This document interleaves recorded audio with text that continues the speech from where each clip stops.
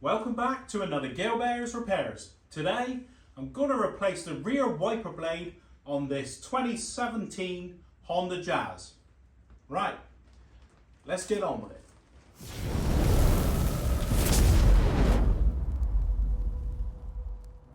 This is the fault on the wiper blade, same old thing, a little bit of the blade hanging down. The car is due MOT, so we'll smack a new wiper blade on, keep my MOT man happy. So, to replace the rear wiper blade on this 2017 Honda Jazz, or a Honda Fit if you're elsewhere on the globe, you just pull the arm out to there, get the arm out to that point, and then you just grab the wiper blade and you rotate it and it'll stop there. So it'll just naturally stop, but you carry on past and rotate it around. So keep going past, and as you go by, it feeds it out. It is that simple. It's that easy to remove the blade.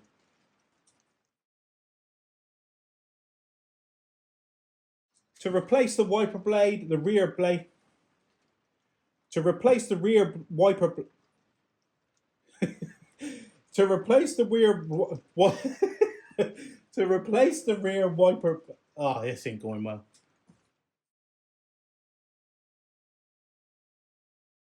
The new blade we're going to be fitting, I've got a Bosch here, so a H354, and the length of it is 350mm or 14 inches.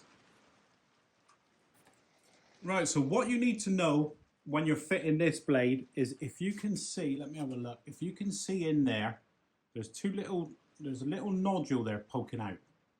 If you can just see there, there's a little dowel poking out there and there, each side, but they're not on this side, look. So it's smooth there, but you've got the little dowels there. So those dowels have to go in that little groove there, look. So you have them facing the glass, those little pegs.